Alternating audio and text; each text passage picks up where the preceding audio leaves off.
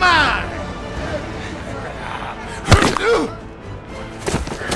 Grow those back.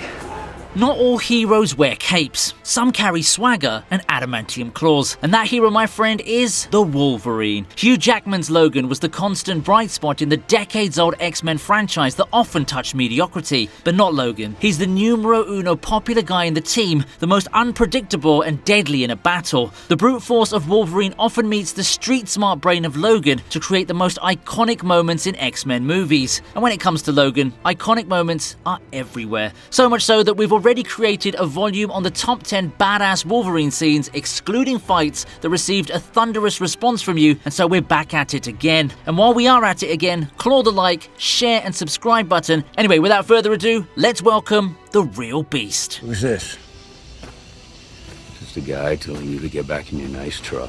Go play okie dickhead somewhere else. When you think of badass Wolverine moments, you think of savage Wolverine screaming and attacking people with his claws. But Logan's so cool that even the simplest actionless sequences are badass. In 2017's Logan, we meet a Wolverine way past his prime. In this particular scene, the new owners greet Logan and his friend with guns and machismo. Well, fake machismo. They take Logan lightly at their own peril, and they learn the hard way. Just like wild animals, Logan doesn't like to be threatened. So when you do threaten Logan, make sure you're away from hitting range, otherwise this happens to you. 3.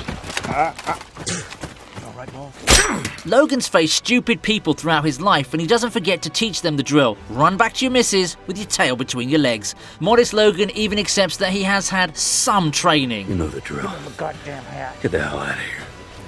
Fuck off. Go!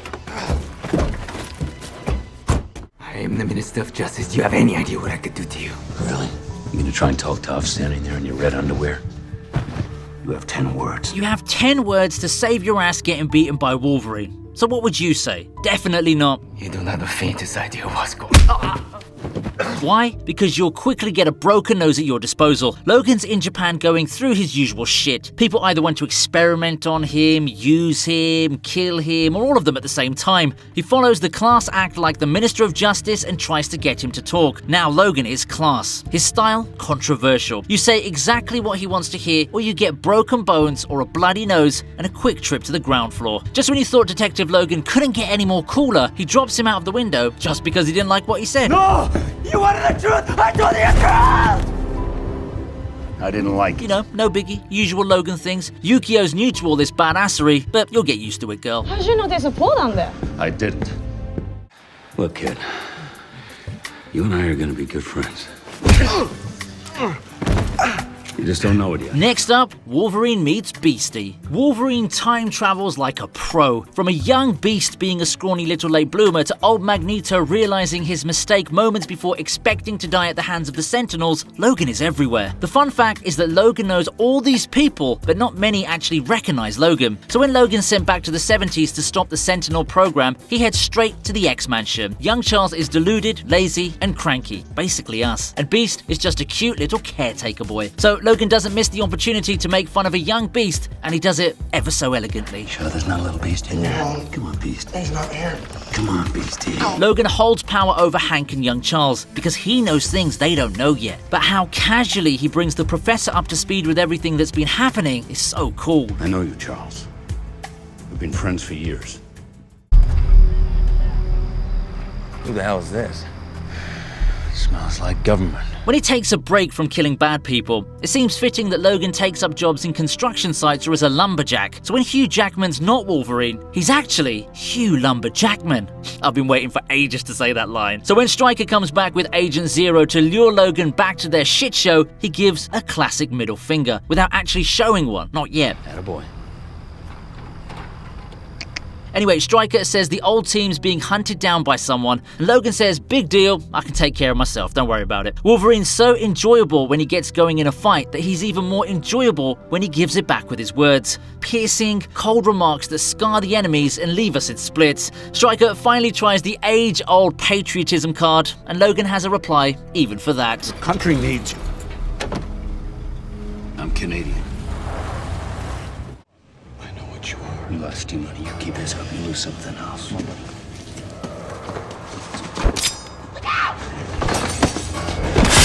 It's the X-Men, the first movie in the franchise. Things are still heating up in terms of mutants and humans, and amidst all of this sensitive air, there lands the I don't care attitude of Wolverine. Logan's enjoying a nice beer at the pub, with Rogue being the usual scared teenager that she is, and the humans being the assholes that they are. If Logan doesn't want to, you don't go up to him and start to fight. But if you do that, call an ambulance, not for Logan, but for yourself. Tussles at bars aren't new in movies, but if it involves Wolverine, it's already the best. So Logan has his claws out against a guy's throat, and he has a gun against his head by the bar owner. Now, ordinarily, if that was us, we'd just back down. But not Logan. He's extraordinary, and he just makes the gun as useless as Mystique makeup on Jennifer Lawrence. So this is another cool reminder that no one should mess with Logan, and for sure as hell, no one threatens the Wolverine.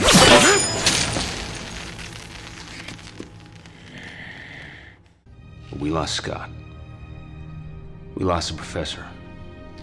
If we don't fight now, everything they stood for will die with them. In the absence of the Professor, it's time for Wolverine to take up the mantle of delivering speeches to confused teenagers. And boy, does he stand up big time. So Magneto has Jean Grey and he's going for the cure. Magneto has a whole army that you need to stop, and you're a total of 6 mutants. So what do? When you have General Wolverine marshalling the troops, you can't have any doubts or fears. And Bobby learns it through a rousing speech. I'm not gonna let that happen. Are you? This is the speech that made us go like, whoa! So that's where the title comes from, Last Stand, because they stood up for something. Well, maybe except for Professor X. This title-invoking line tends to be extremely cringeworthy in most movies, but not when you've got an awesome Wolverine for the task. And we stand together. X-Men. All of us.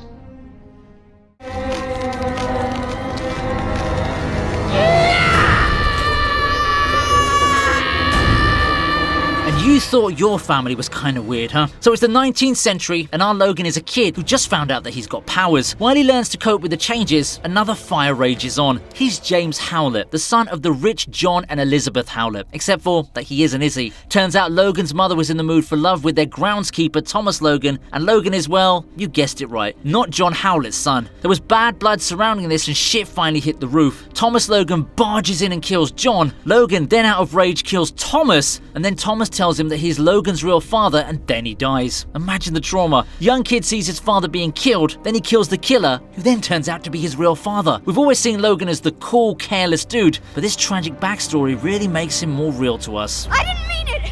Yes, you did! He deserved it.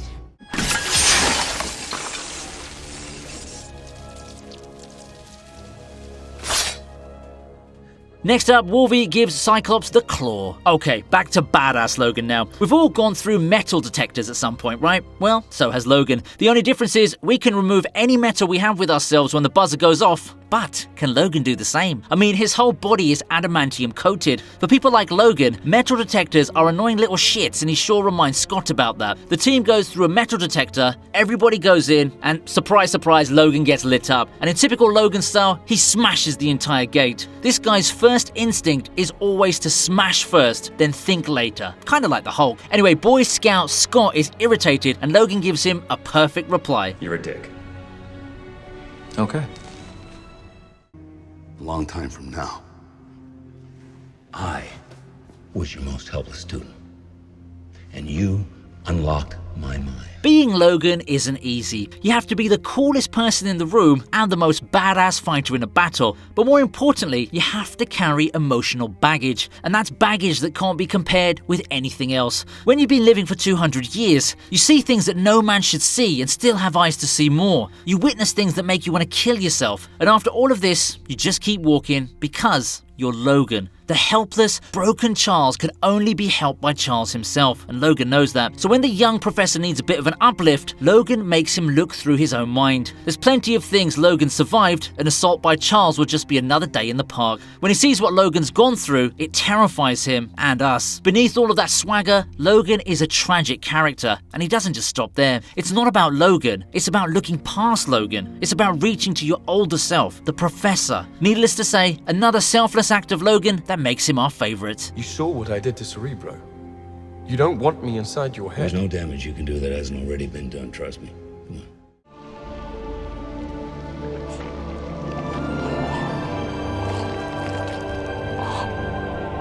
Speaking of selfless acts, how can we forget how Wolverine saved Rogue in X-Men? This is one of the most touching moments of the series. So Rogue's almost dead, but Logan has other plans. Behind that tough demeanor, he has a soft heart that never fails to believe in goodness. And when it comes to Rogue, he's very protective. Everyone knows Rogue can absorb others' life force, so Logan tries it one last time, fully knowing he can die from it. But he's Logan, so obviously he does it anyway. He hugs Rogue and keeps her close to his heart. Rogue takes his life force and becomes undead. She wakes up and Logan falls to the ground. The guy literally gives away his life to save Rogue. Thanks to the regenerative power, he somehow comes back to life, but trust me, sacrificing yourself to save someone is the most badass you can be, and Logan, my friends, is a total badass. Throughout the years, Hugh Jackman's entertained us as the Wolverine and gave us countless awesome scenes. He shines in crazy actions, cool dialogues, and even in emotional moments. Seriously, is there anything this guy can't do? Winning an Oscar is probably the only thing he couldn't do. Anyway, share this video and smash that like button, and I'll be back with Volume 3, provided you genuinely smash the like button. Also,